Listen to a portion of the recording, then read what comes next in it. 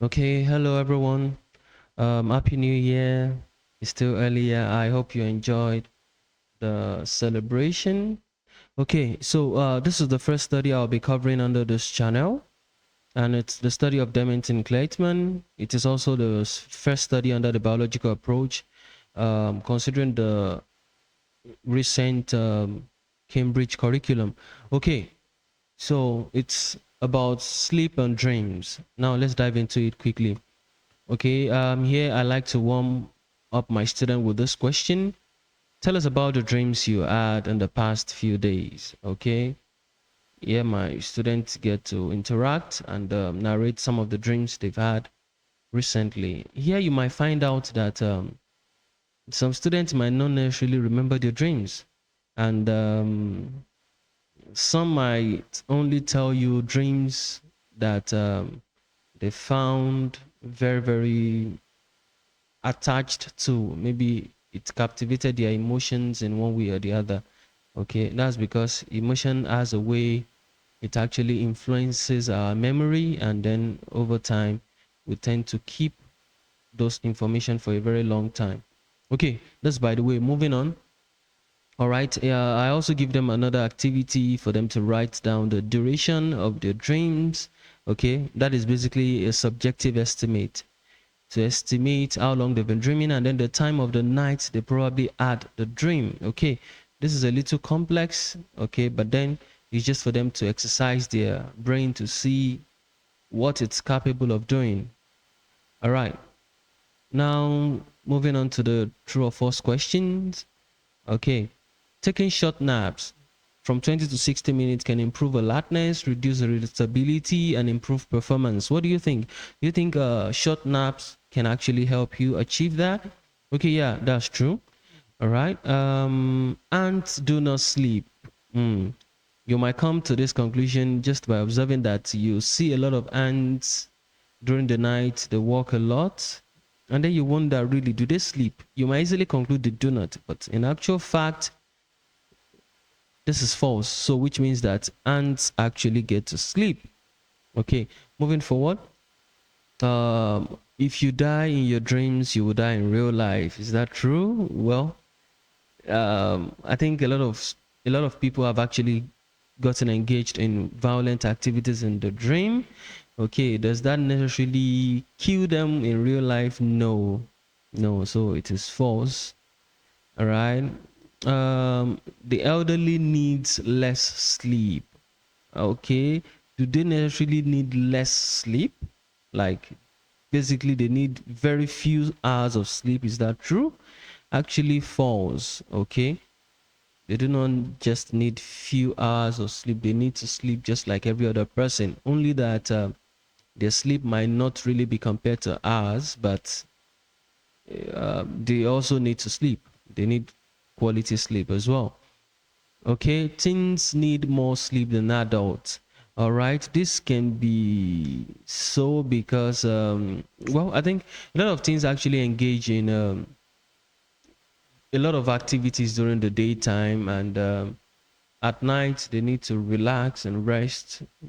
Okay, so that might be true. They might need more sleep compared to average sleep requirement. Okay, so that's true. All right. A big meal before bed will trigger nightmares. Is that true? Do you think so? Have you ever tried that before? Eating a very big meal and then does it trigger nightmares? Actually, that is false. Okay. We become paralyzed during sleep. Is that true? Is that true? Well, have you tried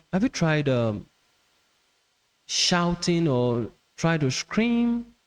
Maybe immediately you just woke up at some point and then you found out that you're unable to. Okay, this could be a reason. Okay, you become paralyzed during sleep. Is that true? Yeah, that is true. Okay, this is because actually there is um, a part of our brain that secretes a hormone called GABA and glycine. So GABA and glycine are responsible for um, getting our body paralyzed during sleep. You might wonder, what is the essence of this? What is the importance of this? Well, this is very, very good. it's for our safety. This is because when we actually dream, there is a tendency for us to exercise, practice what we do in the dream, even in real life. So if you're running in your dream, there is a tendency for you to want to run even in real life. But then this hormone keep you uh, at a particular position. It keeps you at a spot. All right. So that is the benefit. Okay. It will be dangerous for you to be running in your sleep, and then in real life you're just running without knowing exactly where you are. Okay. You could be running across the road in real life if care is not taken, or falling from your bed occasionally. So this hormone, actually GABA and glycine, helps to keep our body at a single spot. Okay, and then you might wonder, okay, why do some people sleepwalk then? Yeah, sleepwalk happens a lot with teenagers and let me just say younger children. Okay, children generally. Okay, and that is basically because sleepwalking happens more during the NREM stage of sleep. Okay, whereas GABA and glycine is secreted in the REM stage of sleep. Okay, we'll get there as we move on. All right. I'm trying to move fast so that I don't take a lot of time on this slide. All right. Some people do not dream. Is that true? Well, I've had a lot of students told me that they don't dream. Okay. Yeah, my students tell me that a lot. They don't dream. Is that true? Well, actually, everyone dreams. Okay, we'll dream. The reality is that you tend to forget your dream. So it's not as if you do not dream, you dream, but people forget their dreams a lot. All right, so it's false. Moving on. On average, you spend about 30 minutes of our lives asleep. That is true. If you calculate how many hours of the day you sleep, you realize that we spend about 30 minutes and even more if you're a child, because children sleep more. True. Okay. So how much sleep do you really need? Newborns 0 to 2 months, 12 to 18 hours. Infants 3 to 11 months, 14 to 15 hours. Toddlers 1 to 3 years, 12 to 14 hours. Preschoolers 3 to 5 years, 11 to 13 hours. School age children 5 to 10 years, 10 to 11 hours. Teens 10 to 17 years, 8.5 to 9.25 hours. Adults 7 to 9 hours. Okay, yeah, this can vary across individuals. All right, now what happens while we are asleep? Okay, now according to psychologist Nancy, she came up with an idea of classical dreams. Okay, that is, people who have actually experienced one of the following dreams at some point in time: being late for a final exam and not being prepared. I think I've actually dreamt about that before. I've experienced that before. Okay. Another one: being late for work and not knowing how to get there. All right. If you're working, then probably you might have experienced this before. Well, I have not anyway. Trying to run or scream and not being able to. I've actually experienced this before. I had a nightmare and I found it hard to scream. So I think a lot of children actually experience this at one point in time. So if you've experienced it before and you want to share your experience, you can do that in the comment section. All right. But this can vary from one individual to another. Moving on, why do we dream? According to psychologists, they came up with the fact that we dream to forget. Okay, that is, when we dream, our brain tends to keep information that are very important for us, and then it discards the ones that are not important. So we dream to forget, according to the study. Another one, we dream to keep our brain working. All right, according to cortical activation theory. So it's just a process that exercises the brain, and then the brain keeps functioning better that way. We dream to rehearse. Okay, so while dreaming, the brain gets to um, work through all the activities we've done during the day, and then in the process, it rehearses them over and over again. Okay, another one: we dream to clean our synapses, clean our brain after the day work. Okay, synapses can be clogged together due to the movement of the neurons and some other things. But then, while we dream, the brain gets to clean our synapses. Well, that is also another reason. However, if it's towards the spiritual category, if you're a spiritual person, then you can attach different meanings to the reason we dream. Okay, but then moving on now to the key terms in the study, we're going to be talking about REM and NREM, EEG and EOG, then stages of sleep. All right, now rapid eye movement, which is REM. Take note, please, it is not random eye movement. It is rather rapid eye movement. Student can make such mistake. All right. Okay. Whereas NREM means non-rapid eye movement. This basically talks about when we sleep, there is a certain stage where our eyes move. And then there is a certain stage where our eyes remain stagnant. Okay, just remains at a particular spot. That is what we refer to as the NREM. Okay, I have this short video here, although I won't be playing it due to copyright issue. Okay, let me see if I can.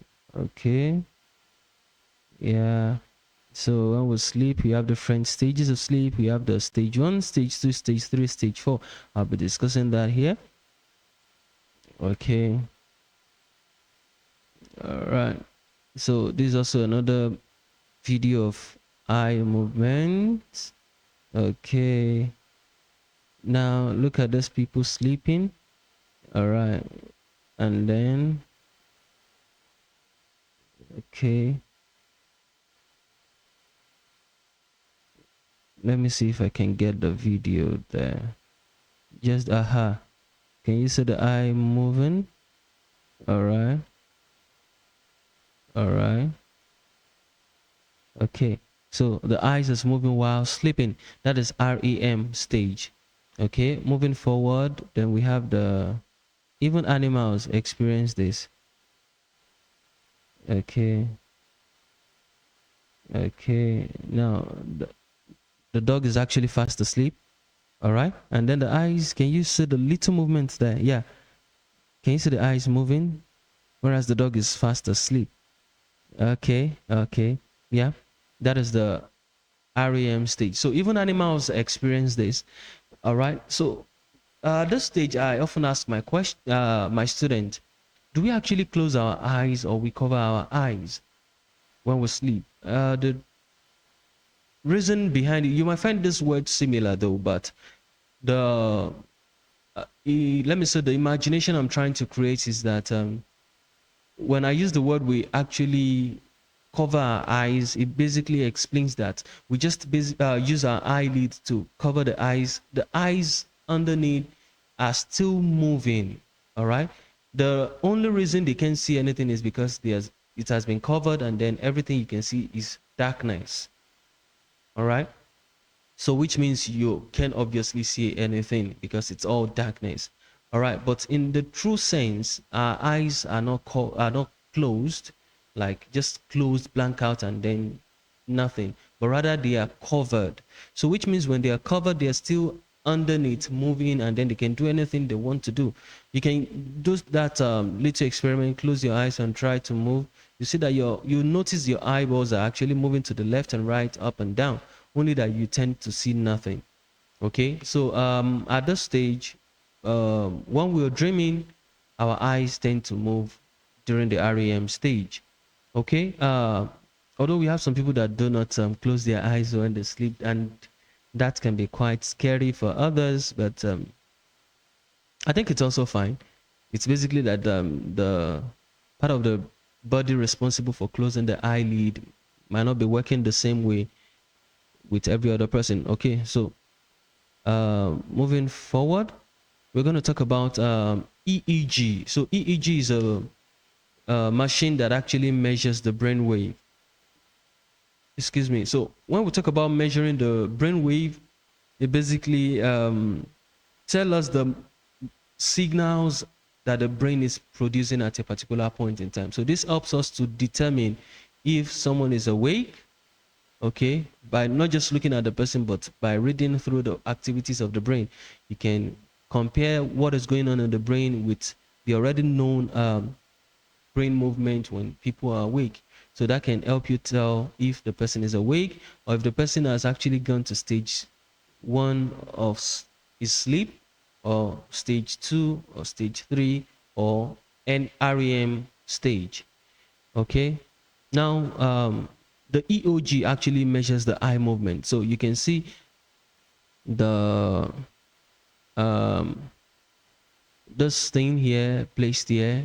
If the eyeball goes up, this thing will signal it will create an upward movement. If it goes down, it will create a downward movement, and then it can also be placed at this two sides, right and left. So it will tell the direction the eyes is moving despite being closed. All right. Now we have the stages of sleep. We have 4 stages. Okay. Although some studies, I've actually seen a particular um, journal that explains 5 stages of sleep, I think. All right. Okay. So the stage 1, this is the stage where we fall asleep. It basically lasts between 1 to 7 minutes after we've moved from being awake to being asleep. So that's the beginning stage. The heartbeat and breathing slows down.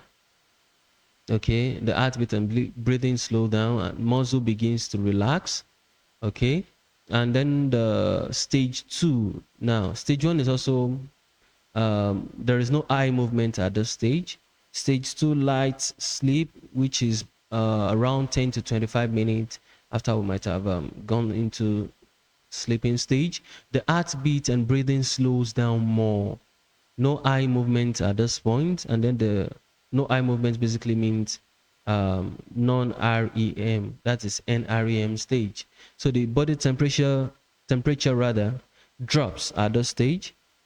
Okay, the body temperature begins to drop. Now moving to stage 3, deep sleep. Now is about 20 to 40 minutes after we've fell into sleep.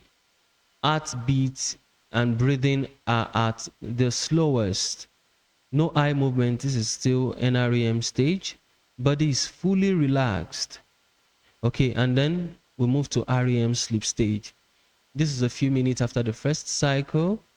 All right, but gets longer over time, which means that the REM stage begins to increase. The first REM stage is always very short. The next one can be longer, and then the next one longer until you get to the last one. All right. Brain activity looks similar to when we are awake. Take note of that, very important. The brain activity from the measurement taken by the EEG machine now, which tells us the brain activity, it looks similar to when we are awake. This is very important. So which means NREM is very close to when a human is actually awake. This is the time of the sleep where the brain begins to function as if it's actually awake. Then there is rapid eye movement at this stage. The eyes begin to move just like we saw in those short clips. Faster breathing and heartbeat. Okay, we begin to breathe faster at this situation. Okay, the heart begins to pump faster. All right. Now, this is how it looks like. From the stages of being awake, all right, down to stage 1, which is the light sleep, and then we can move to stage 2. We move to stage 3, which is NREM all through, and then from there it goes to stage 4. Now this thing is brought up because the brain activity looks similar to being awake. Can you see? We'll still see the signals very soon. The brain signal looks very similar. Now this REM seems very short, and then after one REM session we move to another NREM session, and then we move to REM session again.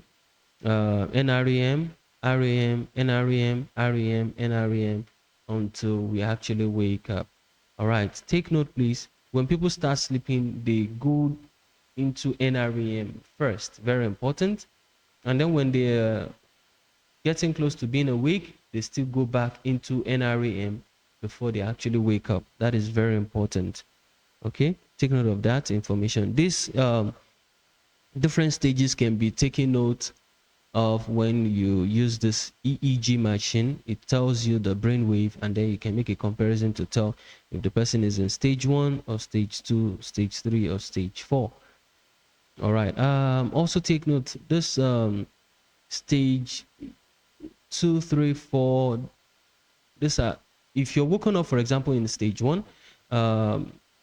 If, for example, you doze off during the class, having a class, and then you doze off, and your teacher just shouts your name, this are the time you can quickly come back, and then you be like, oh yes, I'm following the class. I mean, I've seen a lot of students try to fake that. Okay, yeah, I've been following, whereas they've actually gone into stage 1 sleep. All right. But then when you move to stage 2, all right, it might take a little while to wake up. When you move to stage 3, yeah, it's in some situation, if it's a teenager, you might really need to actually touch them before the wake up at the stage, because they've gone deep into the sleep. All right, before they move to REM stage, where the brain begins to work as if it's awake.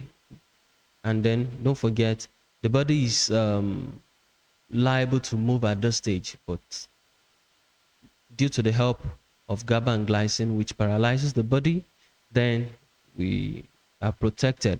Okay, this is the brain signal. If you're awake, look at the signal. It's very, very fast and close together. Now, when you move to stage 1, the signal looks slower. Okay, looks slower. And then when you get to stage 2, it also looks slower. Okay, and then begins to produce some up and down heavy signal. Now when you get to stage 3, which is really the deep sleep, the brain is more or less asleep. The work is so slow, and then the signal is just up and down, big ones.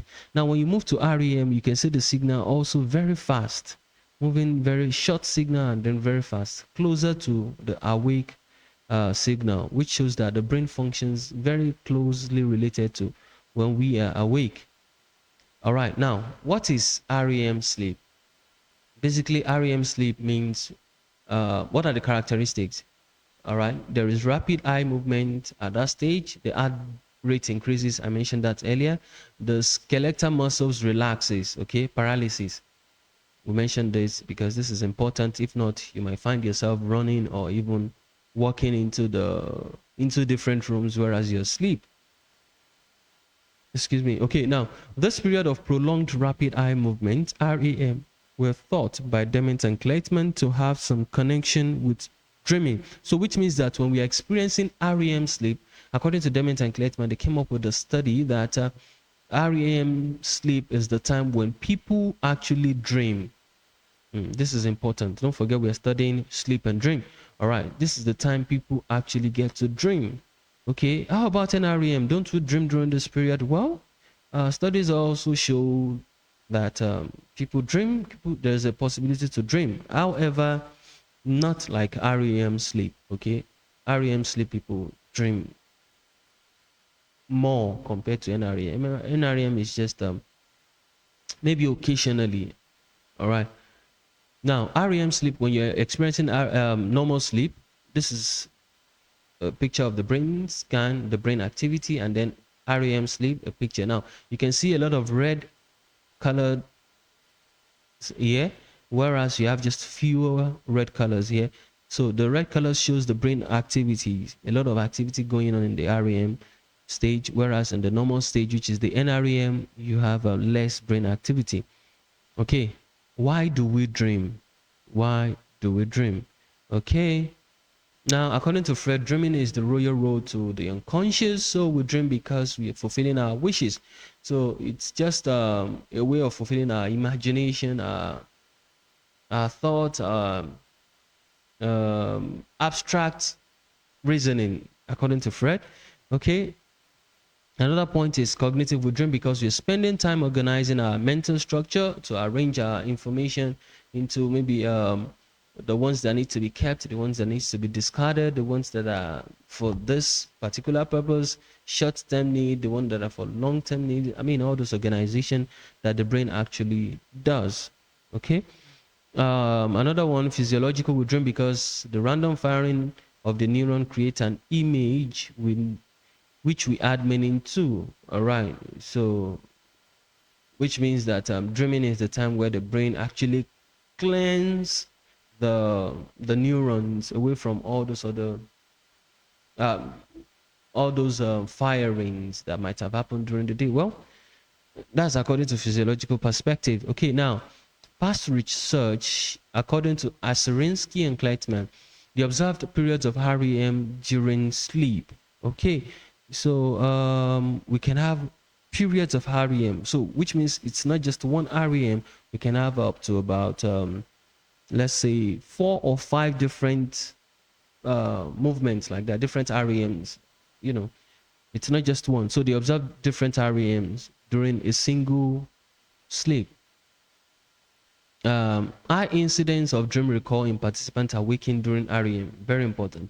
When you wake, they also discovered, Aserinsky and Kleitman, all right, that when you wake participants up, when they are experiencing their REM, they tend to remember their dream compared to if you wake them up at other instances, okay?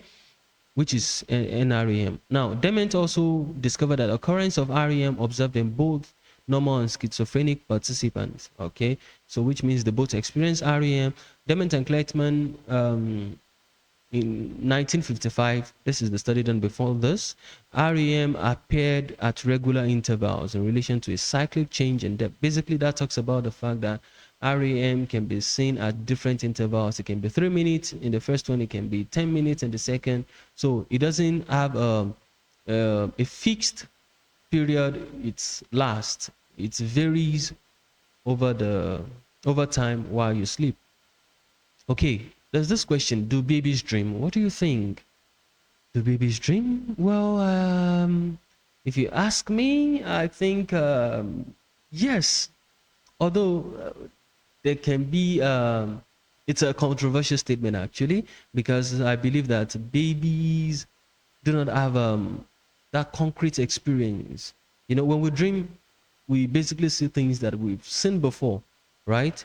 And even if you've not seen something before, you've probably seen a similar thing before, okay? Sometimes you dream and then you see yourself in your previous school wearing a particular clothes you like or you used to wear, okay? Or you see some of your clothes or close friends or maybe long-time friends. All right, but this basically talks about the fact that you've experienced all this activity at some point in your life, and then when you dream, you tend to see them. So our experience also form a, a foundation for what we dream about, what we see in our dream. Okay, now how about babies? Do they have that experience? Do they have such exposure to life? Well, it's very, very complex. Okay, so there is this debate that do babies really dream? Okay, well, I think if you ask some mothers as well, they can tell you that, oh, I think my baby is dreaming. But then the fact remains that those can be subjective, all right? It's not scientifically proven yet, all right? So if you can embark on such studies, you know, and then it's going to be ethical to test whether babies dream or not, then it will really add up to the body of psychology, all right? That is very important. However, another reason I said that maybe this dream is because I want to believe that our ability to dream is not something that we grow up to learn. Although experience is important in this situation, but I also believe that the ability itself to dream, it's more of a biological. We were born with that ability. So it's just the exposure about the content, the varying content of the dream that we build up over time. So I think babies dream. Okay, sleep. All right, now psychology being investigated. This is a very, very important aspect under under the study, or let me say under all the studies. I've seen a lot of question asking. describe the psychology being studied or being investigated in a particular research. So here, students often mistake it with the aim of the study. The aim of the study is different from the psychology being investigated. Please take note of that. Very, very important. Very, very important. It is quite different. And the aim of the study basically talks about a confined aspect of the study. Okay, this study just wants to see the effect of food um, on maybe concentration, or just want to see the influence of peers on memory, maybe something relating to that. All right, but then when it's has to do with psychology being investigated, here we are discussing different concepts under psychology. Okay, you can also see different subject matter, different topics that are involved in that particular study. I hope you're getting now. So it's more of a broader perspective. All right, different subject matters that are involved. Okay, so if you're looking at influence of a particular, or maybe peers on memory or concentration, then in this situation you're talking about a concept of peers. Okay, you're talking about the concept of memory. Maybe you can be talking about studying too. All right, you can be talking about social impact. All right, social impact theory. A lot of theories are actually involved in all those things that you can decide to develop and talk about when it talks of it's asking around the psychology being investigated. Now in this study there is a sleep, which is obviously looked upon, all right, to see what is sleep. Sleep is just a natural state of rest for the body and mind, essential for health and the likes. All right, now if you're to discuss this in the exam, so you can just define what is sleep according to your understanding. Okay, it's not as if you have to define it with all the necessary keywords. Well, if you remember them, it's fine, but if you don't, just ensure that your definition is logical. All right, so and then when you explain the concept of sleep now, you can go ahead to link it to what is the definition of sleep according to the study. So how did they exercise or practice sleep?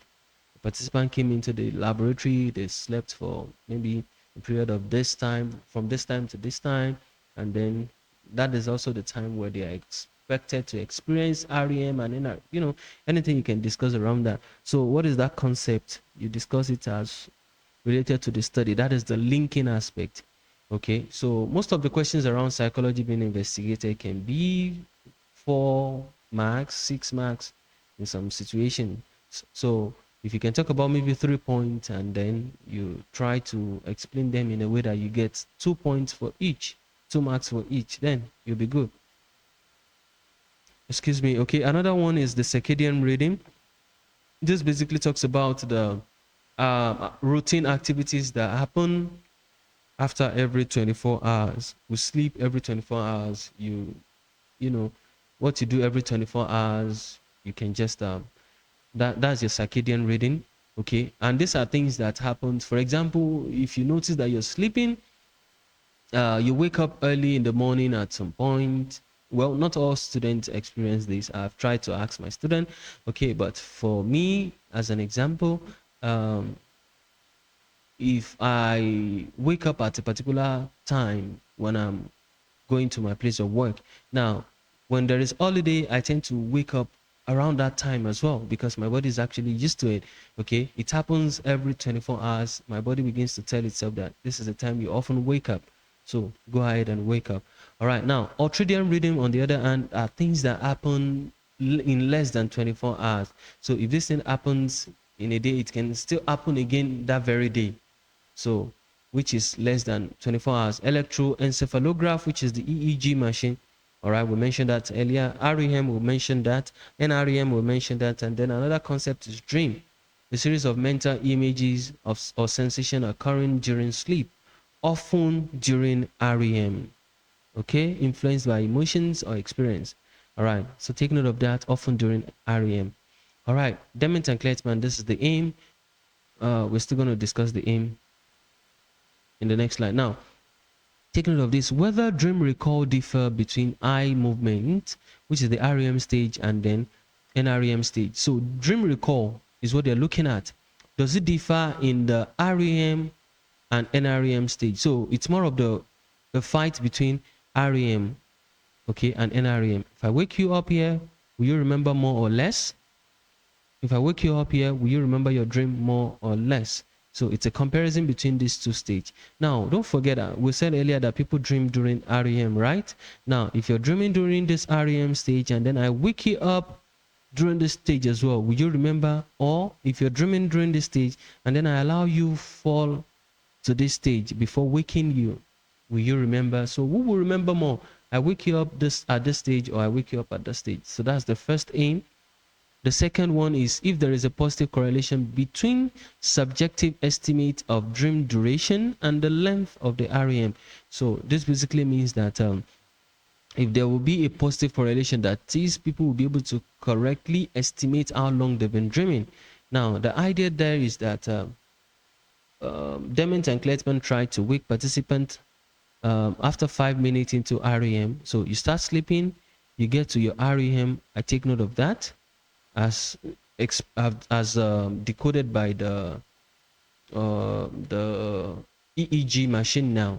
Okay, now after 5 minutes that I've noticed that you've been in REM, then I wake you up.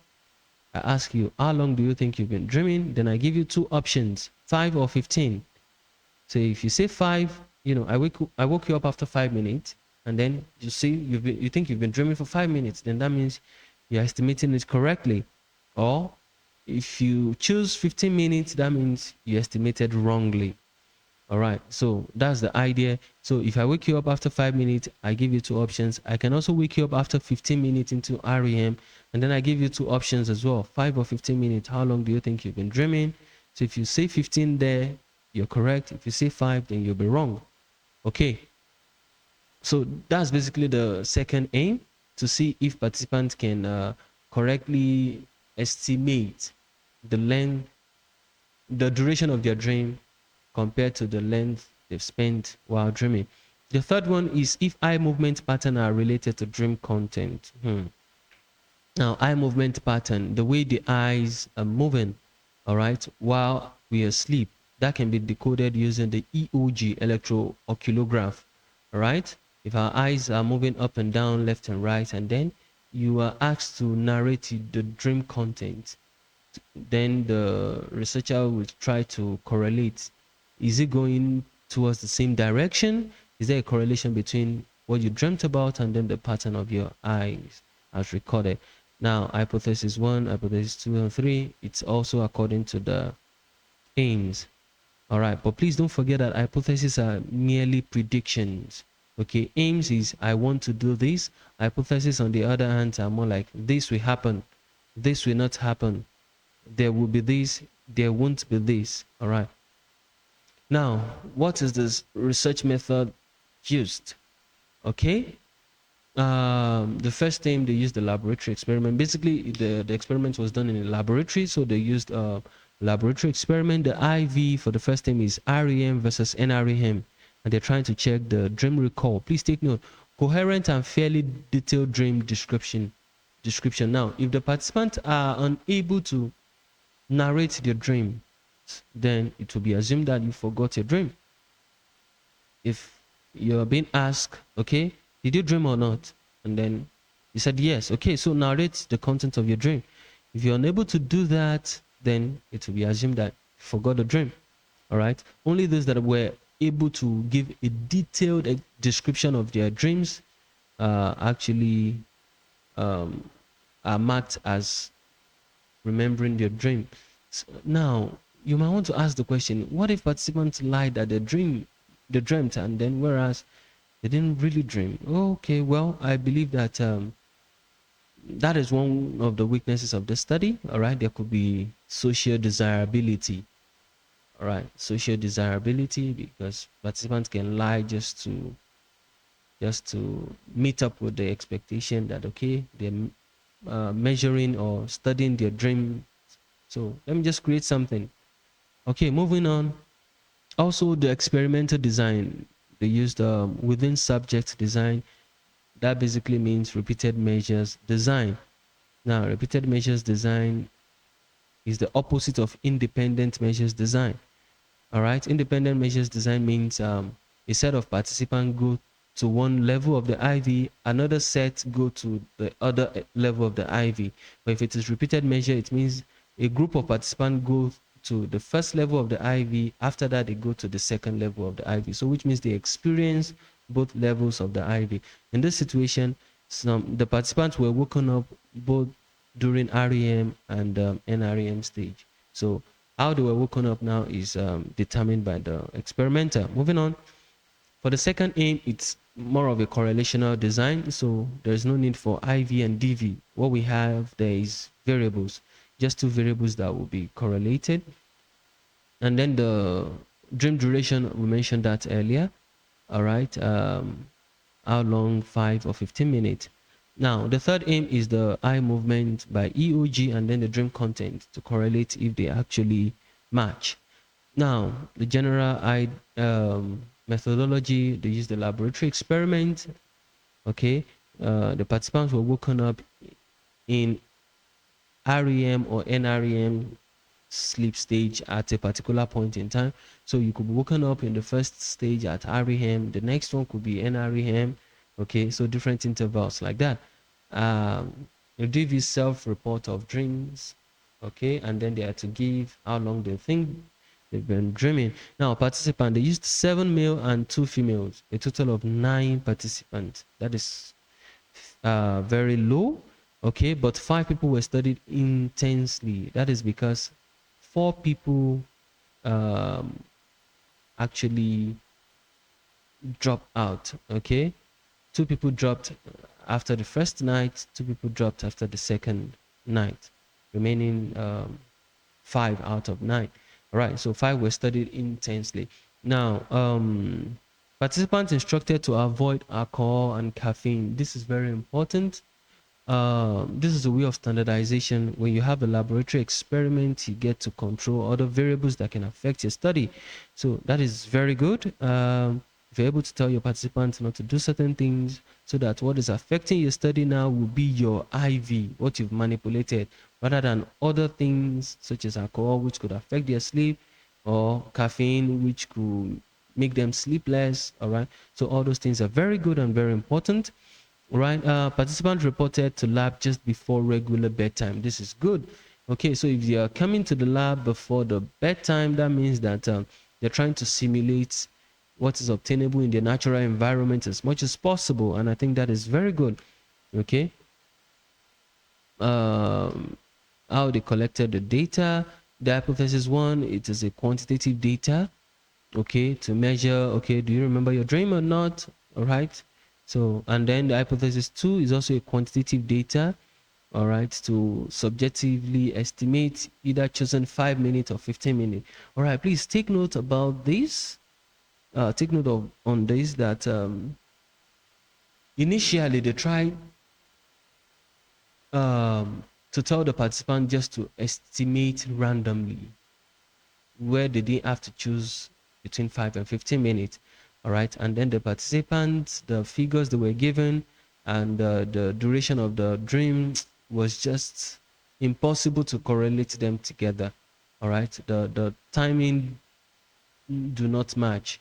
Okay, so if the timings are not matching, it's difficult for the experimenter to correlate. Instead of that, they came up with the idea, okay, just choose either 5 or 15, either 5 or 15, and that's it. And then they try to wake them up either 5 minutes into REM or 15 minutes into REM. Okay, so for the third one, which is qualitative data, the content of the dream is very important to know if the eyes are supposed to be moving upward, downward, right and left, you know, in that pattern. Okay. Now, methodology again, they slept in a lab, University of Chicago. EEG machine was used to measure sleep objectively. That is true. Excuse me, because the experimenter is not just guessing if the participants are in REM or NREM stage. They use the machine to measure that. So it is the result of the machine that will show, if they are in REM or NREM, and that's quite objective. Okay, it's also numerical. I mean, it's statistical, showing the exact value. You don't have to interpret anything. Whatever it shows you is basically the result there. Now, electrodes were gathered at the top of the participant head into a single cord. Now, for the EEG machine, they try to attach them together in a single cord. You know, it could be dangerous for participants to have that on their head while they sleep. Okay, they can get the thing can get entangled and then try to choke them, who knows. Okay, but trying to attach all the electrodes together is a way of protecting the participant from harm. Now, doorbell used to wake participants. This might not be a natural thing to do, all right, because I don't think it's common for people to wake up with doorbells. I don't do that, but you know, maybe some people do. But then it's debatable anyway. It's debatable. So using doorbells to wake the participant, it might not be something they use often. So in that situation, it can create unnatural behavior. Now, tape recorders used to record participants' recollection of dream, what they were dreaming about, and the likes. Okay, so there was a tape recorder used. Okay, procedure for testing hypothesis one. At various times during the night, both during REM and NREM sleep, participants were awakened to test their dream recall.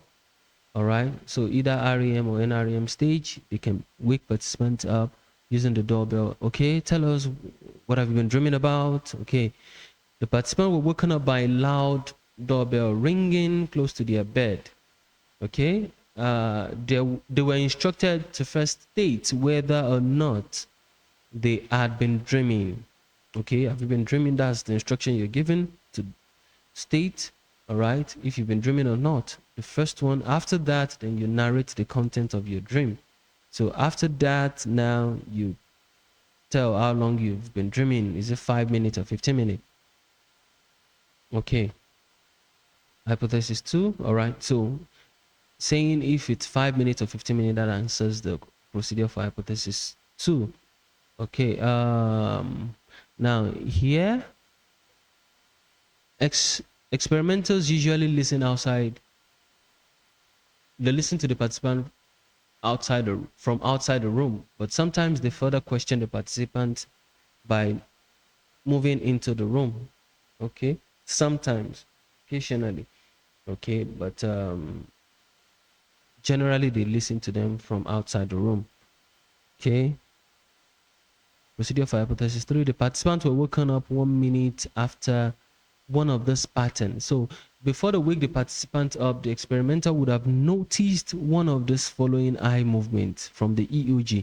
Either number one, mainly vertical, that is up and down movement, or mainly horizontal, that is right and left movement, or both, a combination of vertical and horizontal, or little to no eye movement. Little to no eye movement in this situation doesn't necessarily mean NREM. Okay, NREM is more or less like, okay, also no eye movement, but this one there is still a movement, but it's not going to the extreme left and it's not going to the extreme right, neither going up and down as such. So the eyes is more or less moving around a single spot.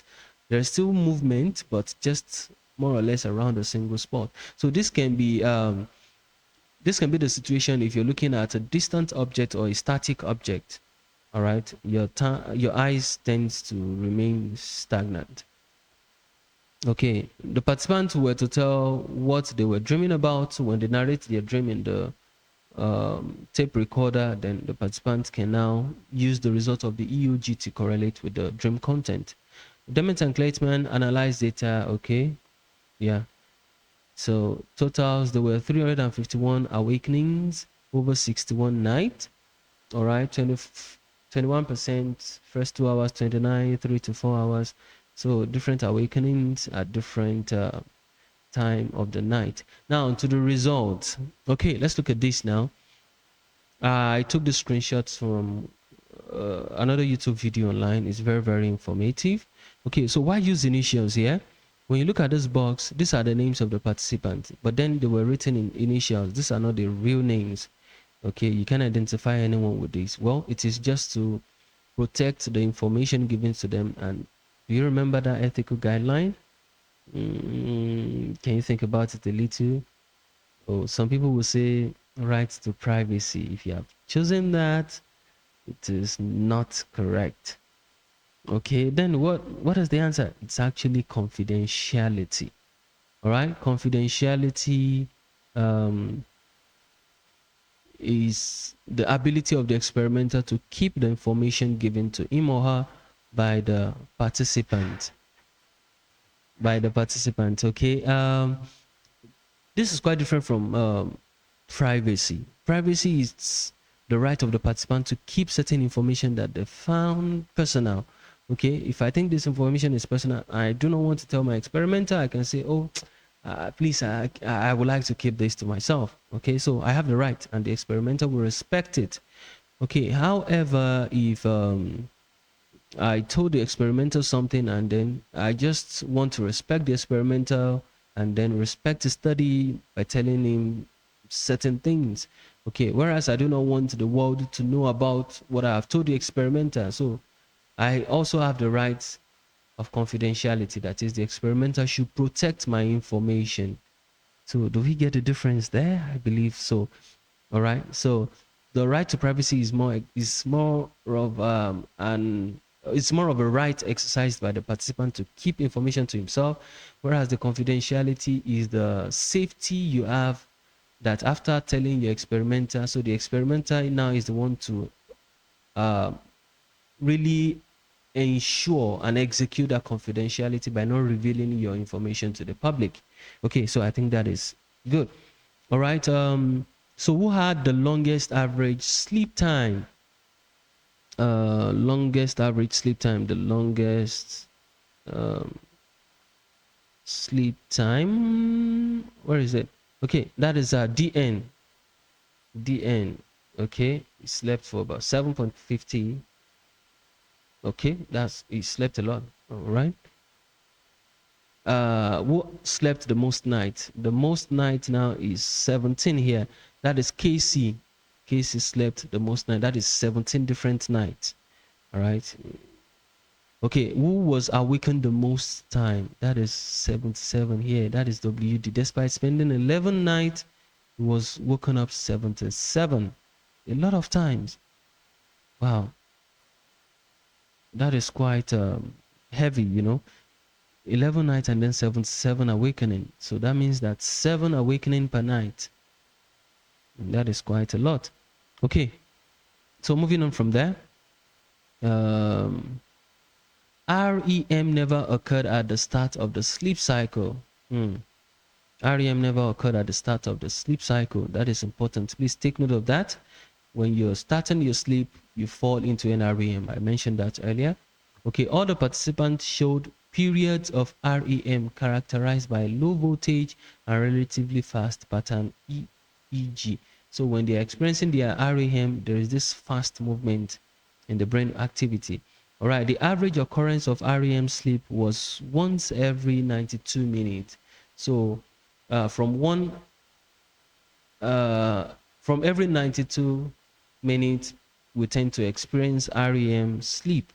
Okay, so REM sleep are very, very important. They are very good. If we say that this is the time our brain gets to organize itself to discard some less important information and then just to get ready, clean the synapses. Then if you're not having enough REM sleep, if you're having just like 3 REM sleep, then the brain might not be cleaning itself very well. Okay, and then just like we said earlier, the REM sleep are the later hours of the sleep now expected to be more than the ones you had at the initial stage. Then if you're not getting enough sleep, you might not get to experience all those REM sleeps, which means that the brain does not get to do its work very well.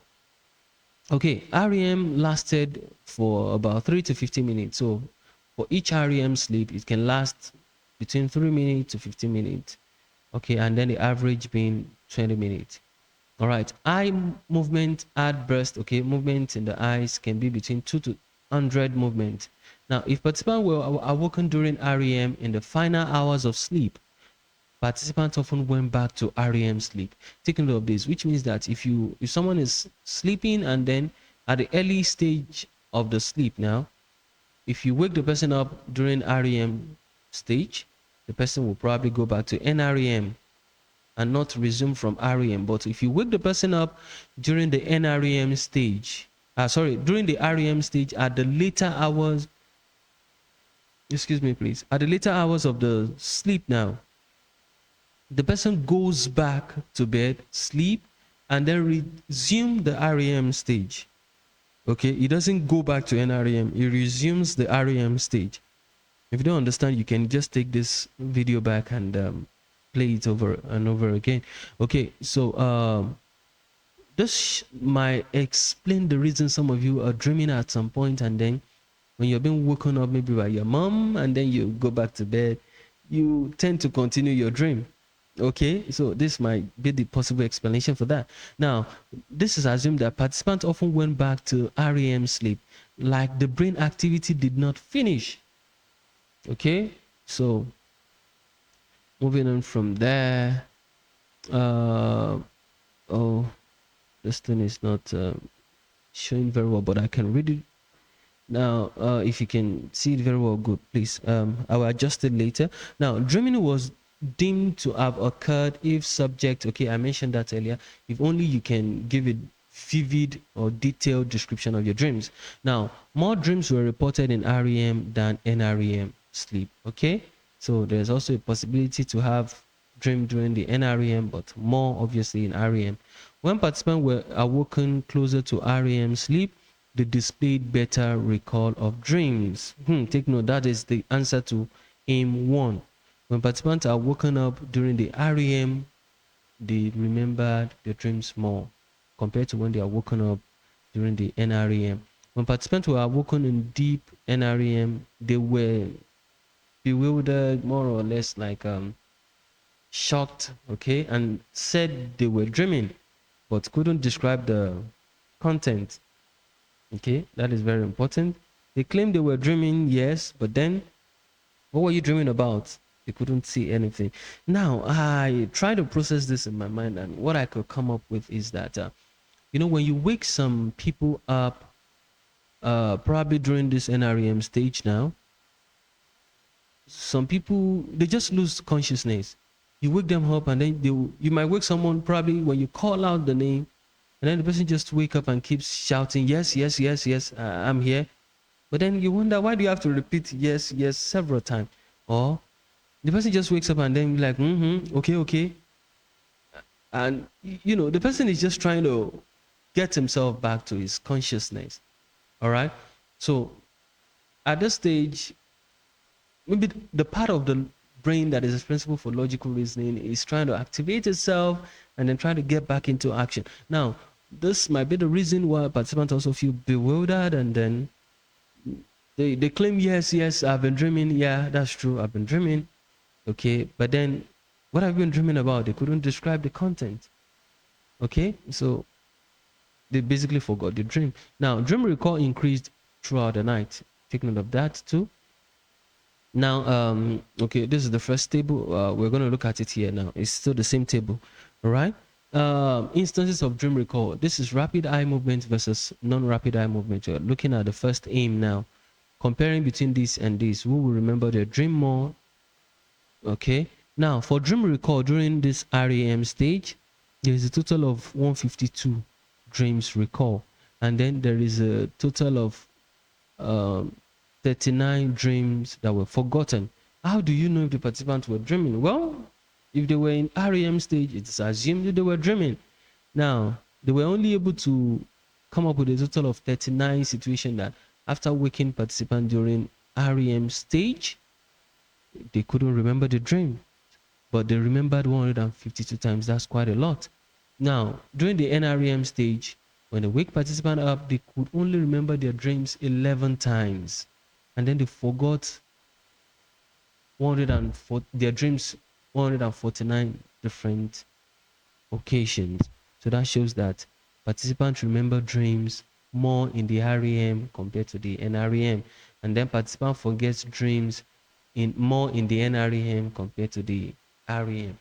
Now, if you're asked to describe one of the results, or let me say the results for aim 1 in your exam, please take note.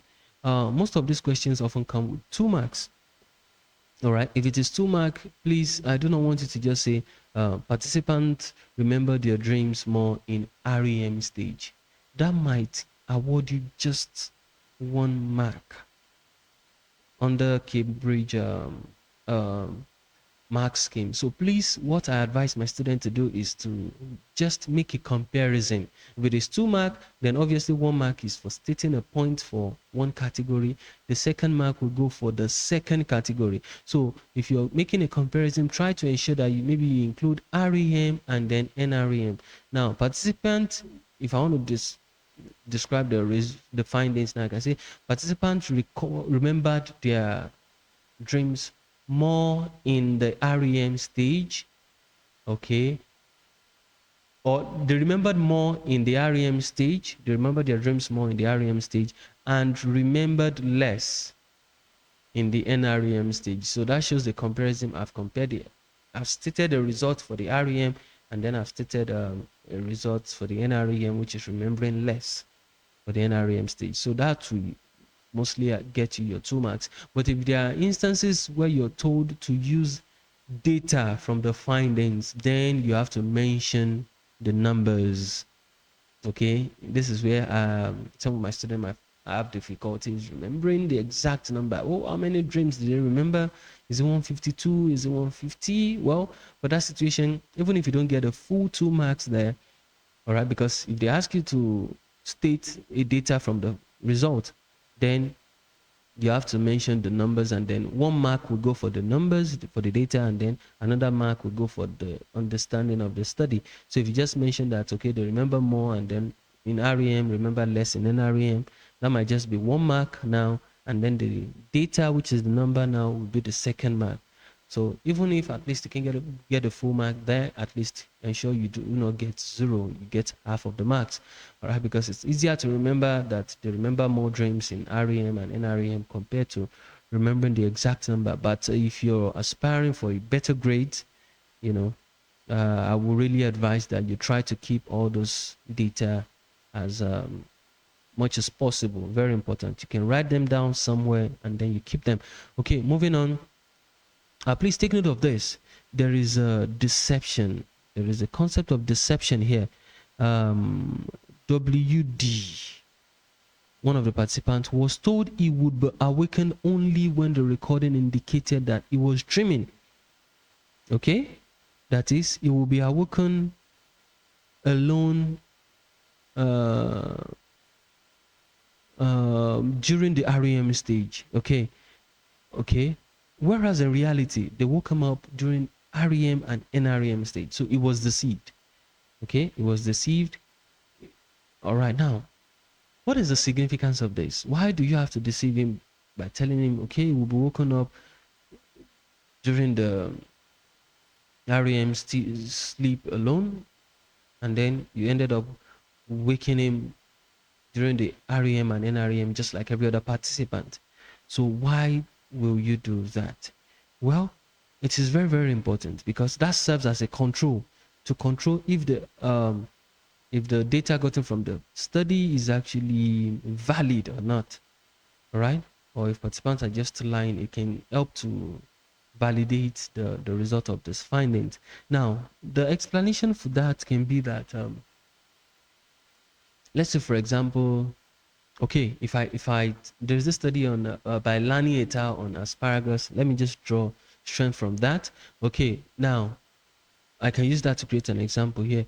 For example, if you tell people that I fried, or let me say I cooked a particular meal, and then I want you to try the meal. Okay, tell me if it is delicious or if it is not, and then you give it out to people. Now, people can tell you it is delicious, people can tell you it is not delicious, but you might not be satisfied with their responses. You might be like, maybe they're just trying to act based on the situation, the social desirability, then they're just trying to make me feel better. So they're telling me the food is delicious. Now, one way you can try to verify if the food is really delicious, because that is what you want to know.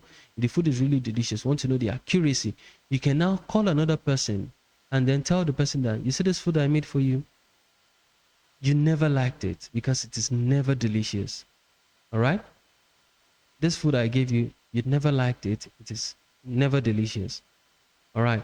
Now, if you give that person the food to try, and then the person is now telling you, okay, now if the person is telling you, oh, the food is not delicious, then you might not be able to still tell, that might not give you the exact result. But now, look at this situation. If the person is now telling you that the food is delicious, I taste this food now, I don't know why you told me that I never liked this food, but what I can taste now, the food is actually delicious. Then you will know the person is saying the truth. The person is not acting based on social desirability. The person is actually telling you what he has observed. He has actually analyzed the food to be able to tell you really that yes, the food is delicious. I believe you get that explanation. Now that goes with this study. This is the exact thing that was done for WD.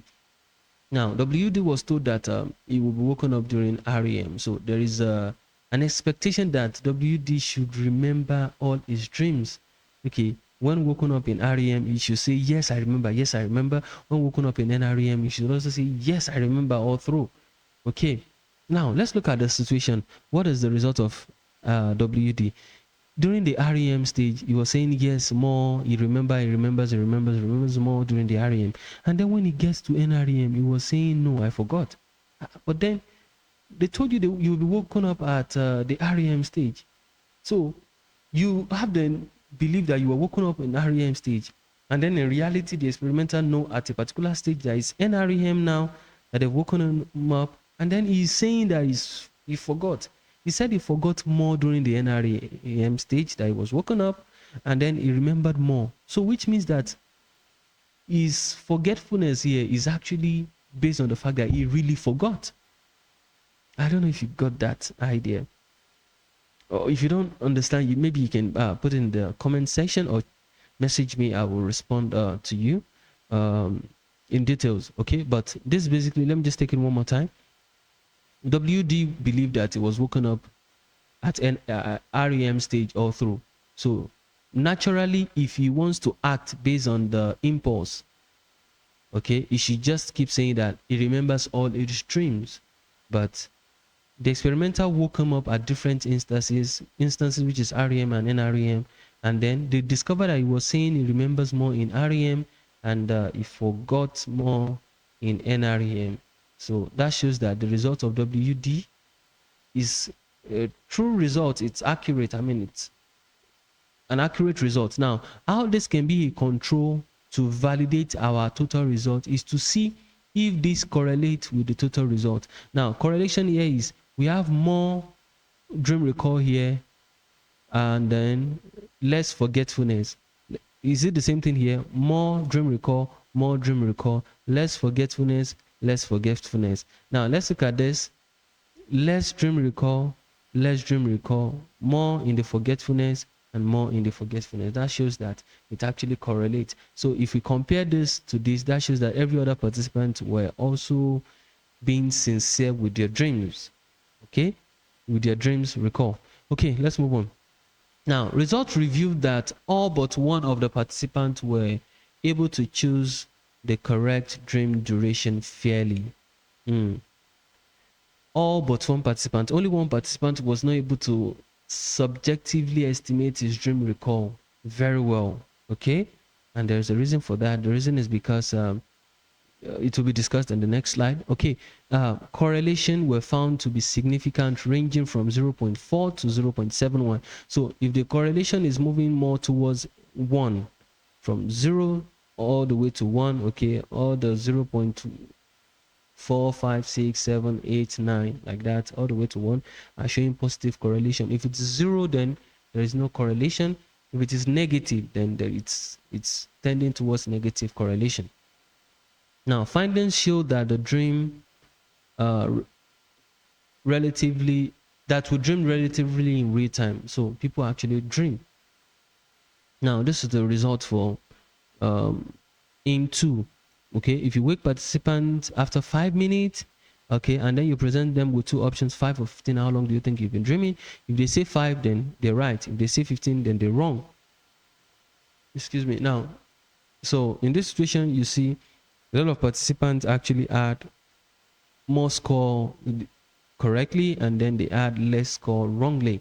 So which means participants were able to correctly estimate their dreams more than they got it wrong. 45 are right, and then 6 were wrong.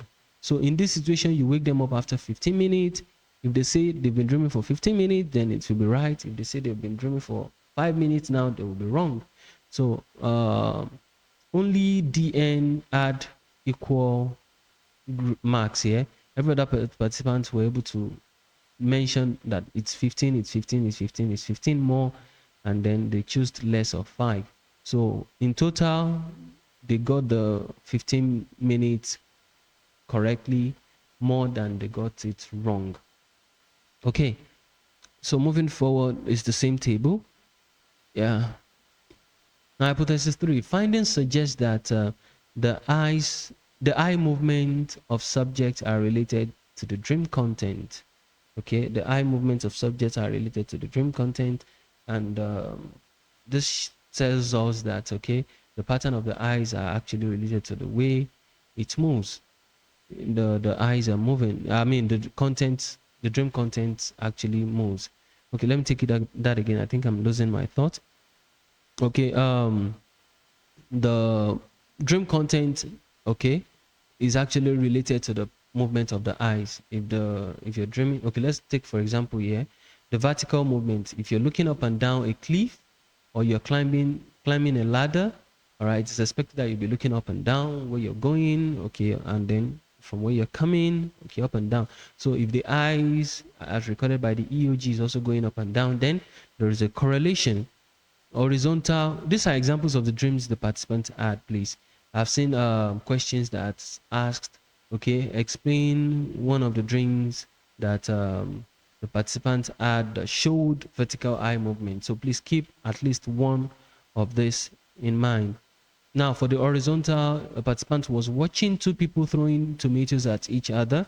So if you're watching them, if you throw to the person on the left, it is expected that your eyes will move to the left. If the tomato is thrown to the other person at the right, your eyes are supposed to go to the right. So this is also another dream a participant had that was horizontal, okay, and then it matched with the eye movement. Now, for horizontal and vertical, interacting with or looking at close object. So if you're interacting with an object, okay, or objects that are closed, you might observe maybe the head, the bottom, the right side, the left side. So it can be a mixture of both. Now, no movement is when participants recorded that they were dreaming about looking at distant objects. You know, when I'm looking at an object that is very far ahead of you, then you don't necessarily have to move your eyes that much. Just your eyes remain more or less at a particular spot because what you're looking at is far ahead of you. Okay, so that is an example of no movement, distant object or stationary object. If you're staring at an object that is just at a particular spot, so you tend not to move your head. Okay, so this is the correlation result. They all showed positive correlation because they are above 0. So 0 0.6, 0 0.68, 0 0.4, they are all above 0. Okay, positive correlation. Now, these are some of the dream content. 3 dreams shows vertical eye movement up and down. 1 dream shows horizontal eye movement right to left. 10 dreams show little to no eye movement, and then 21 dreams shows mixed movement. Now, if you're trying to fight someone and then you're focused at the particular spot, all right, here, you know, you are not going to be looking at the person's leg or any other. So if you're focused on just the spot now, you might not have much eye movement here. Okay, now if you're having a meeting like this, you will look at this person, you will look at this person, you look here, you will look at the bird, your eyes is moving almost everywhere. Okay, now if you're climbing this cliff here, you're looking up and down. Okay, another participant recorded throwing a basketball. Okay, in that situation, you will also be looking up and down to pick the ball, and then up as you throw. Now, looking at people throwing tomatoes at each other, now you'll be looking at the right and left. So that's horizontal. Now, moving to discussion, all three hypotheses were confirmed to be true. Good. All right. Results obtained by working subjects strongly support the correlation between REM and dreaming. So people were dreaming more during the REM stage. REM is the time for dreaming more according to the prediction. Okay. However, they cannot definitely say that dreaming did not occur in other stages, but doubtfully in many cases. So dreaming can occur in NREM stages, but it's doubtful. Now, instances of dreaming in NREM were not reliable in the recordings. Okay. Oh, in the recordings, yeah. Okay, according to the recordings, there were not reliable measurement of dream during the NREM. Okay, now based on data, dreams occurred in real time. Okay, we mentioned that. Comparing to previous studies, Dement and Kleitman said the previous methodology lacked enough measurement. Okay, measurement. All right. So, and then in this study, they were able to use enough. Okay, now to the evaluation. Oh, it's an experiment. They carried out the experiment in the laboratory. So, what are the strength of using the laboratory experiment? Okay, there is control of extraneous variable, external variables that can affect the study. So you control them. You effectively manipulate your IV to be affecting your study. So there were not other variables that could affect the dream recall. Okay, in this situation, they also used the same participant, so individual differences are going to be reduced. So individual differences can be one of the extraneous variables that can affect the study. So it is believed to be reduced because they used the same participant. All right, same participants were repeated for the REM and then the NREM stage. So that is good. However, it is important to note that there might be demand characteristics. Yes. Okay, because the participants were called to come to laboratory settings. Okay, in that situation, they might have a hint about the study, and then they are trying to alter their behavior, affect their behavior in one way or the other. Okay, also noting that it's repeated measures design, there can be practice effects, there can be fatigue effect, which are examples of order effect. Now, all this effect can actually affect the result of the study because the participants have actually been dreaming in one way or the other. For example, you can think that, okay, I dreamt earlier in the first REM. Now you wake me up in the NREM stage. I can easily lie by maybe because I know what it takes. I know that once I wake up, I just have to pick up my tape recorder and then say I've been dreaming and record the content of the dream. Now, if I have mastered this process over time, I can easily repeat it even when I'm not dreaming. You know, that's one of the disadvantages, the weaknesses of using that repeated measures design. Now, what about data? The data is very good. The experimental used both qualitative and quantitative data in the study. That is good, all right, because it gives a broader perspective, all right. But then picking it one after the other, looking at the eye movement pattern now, how sure are we that the EOG is accurately measuring the data now? That can be debatable. What about the REM sleep stage? How sure are we that the EEG machine is accurately measuring? Okay, that's another thing to look at.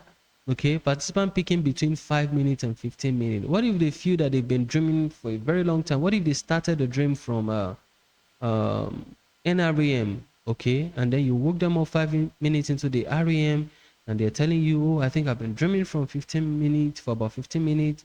Okay, so are they actually wrong? They are not wrong, but because You're checking how long you're expecting them to have been dreaming by looking at the time they spent in the REM. That might be a limited kind of information. All right, so not giving the participant enough options to actually choose or explain the reason behind their choices. All right, so there might not be in-depth analysis, in-depth information there. Now, what about ethics? Okay, let me move to that as the last one. Validity now. Okay, there is good internal validity because there is standardization. You're able to standardize the procedure, tell the participant not to drink alcohol, not to drink caffeine. Okay, and then that goes for all the participants. Each and every one of them is experiencing that.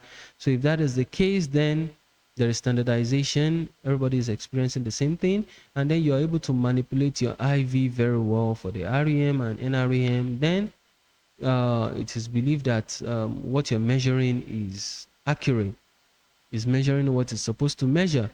Okay, other things are not influencing the result, but rather what you're manipulating is what is influencing the result. What about the sample? Okay, for here, please, there is no ecological validity because it's a laboratory experiment. It's not their natural setting, so the behavior of the participants might not be natural. Okay, for me, as an example, I find it easy to sleep very well when I'm in my house, but then when I move to a different place for the very first night, I might find it difficult to sleep. I might wake up several times during the night. My sleep might not be as sound as it used to be. So there might be other things that can affect the behavior of the participant. It might not be natural. Okay, because they're in a different environment that is not the natural environment. What about the sample? The sample is very small. Okay, they used a small sample, 9 initially, and then it ended up being 5. Okay, 9 is small, 5 is also small. All right, you might not be able to generalize the result of such small sample to the entire population, the world at large, because they only represent a small fragment of the entire population. Okay, so that is quite small. It's very small. Also looking at there is low generalizability because of the low sample size. Okay, what about the gender representation? We have 7 males and 2 females. That is very, very poor as well. The females are not well represented. Okay, so at least it will be fair if you have an equal balance of the gender.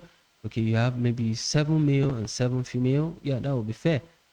All right, even if it's not exactly 50-50, but something between close to average, all right, will be very fair. Okay, but in this situation, 7-2, it's too low.